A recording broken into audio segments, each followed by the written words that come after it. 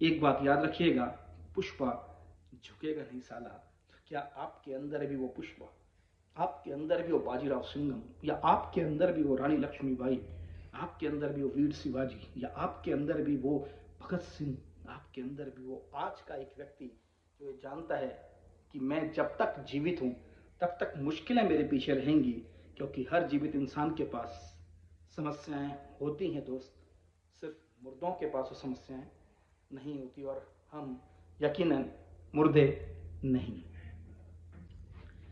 आज एक मित्र पूछ रहे थे कि मेरे जीवन में बहुत समस्याएं हैं, तो मैंने एक बात उनके साथ साझा की, और वो सिर्फ इतनी ही थी कि मृतक इंसान के पास कोई समस्या नहीं होती।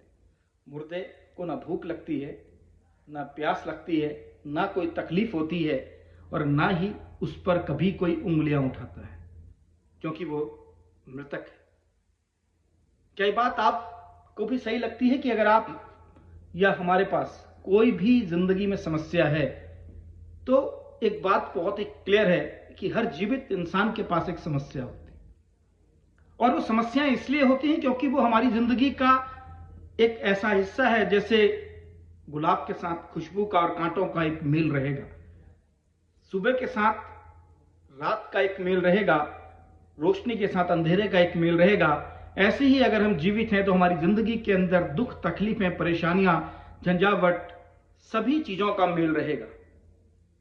हम अक्सर ये सोचते हैं कि जिंदगी बहुत ही प्लेन और बहुत ही सीधे तरीके से चल सके, एक साधारण तरीके से चल सके, जहां पर शायद बहुत सारी चुनौतियां ना आए।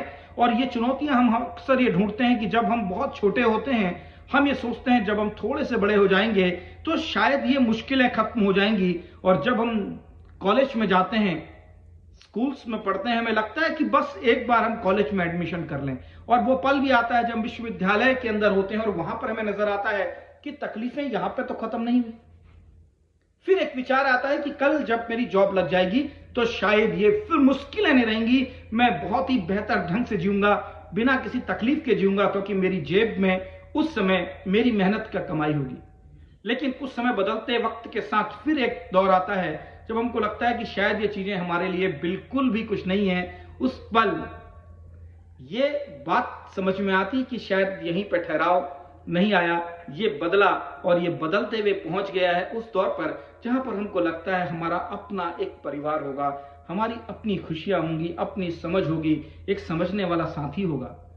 लेकिन वो दौर, कहते हैं ना, शादी का लड्डू जो खाए वो पछताए, जो ना खाए वो भी पछताए। और ये दौर चलते चलते चलते रिटायरमेंट की तरफ जाता है, और एक समय हम देखते हैं सारा जीवन चले गया, तकलीफें कभी भी खत्म नहीं हुई। तो मेरे दोस्त, तकलीफें कभी भी खत्म नहीं होंगी, क्योंकि हर जीवित इंसान के पास एक तकलीफों का तो दौर रहेगा।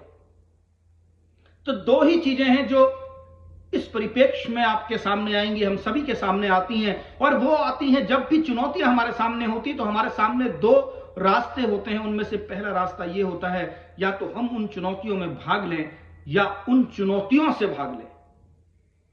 अक्सर लोग उन चुनौतियों से भाग जाते हैं, उन तकलीफों से भाग जाते हैं, उन चैलेंजेस में पार्टिसिपेट नहीं कर पाते।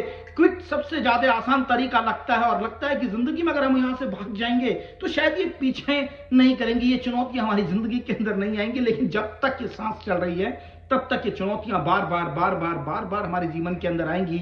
और अक्सर आपको याद होगा सिंघम, याद है, आजी माजी सटकली, वो एक इंसान जब उसके सामने चुनौतियां आती हैं, लगातार आती हैं, वो बोलता है आजी माजी सटकली, और वो व्यक्ति एक ही बात कहता है, मैं बाजीराव सिंघम, मैं अगर यहां पर खड़ा हूं तो मैं तब तक लड़ूंगा जब तक मैं जीवित रहूं। क्योंकि वो लड़ने के लिए पैदा होता है, वो भागता नहीं, वो कहीं पर भी हथियार नहीं डालता, कहीं पर भी आत्मसमर्पण नहीं करता, क्योंकि वो जानता है ऐसा होना। और ये सिर्फ आज की परिप्रेक्ष्य के अंदर एक सिर्फ मूवी का कैरेक्टर नहीं है।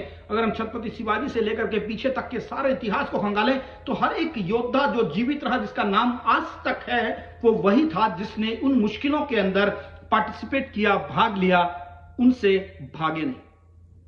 तो दोस्त याद रखिएगा, अगर आप बीते हुए अतीत का हिस्सा देखें तो लोग लड़े थे, और जो लड़े वही जीते, जो भाग गए वो भाग गए। इतिहास से भी, समय से भी, उन प्रश्नों से भी, और अपनी उन जीती जागती जिंदगी से भी वो भाग चुके हैं। आत्मसमर्पण करना, भागना, चुनौतियों से पीछा छुड़ाना कभी भी मुनासिब नहीं है, मुनासिब होता भी नहीं है।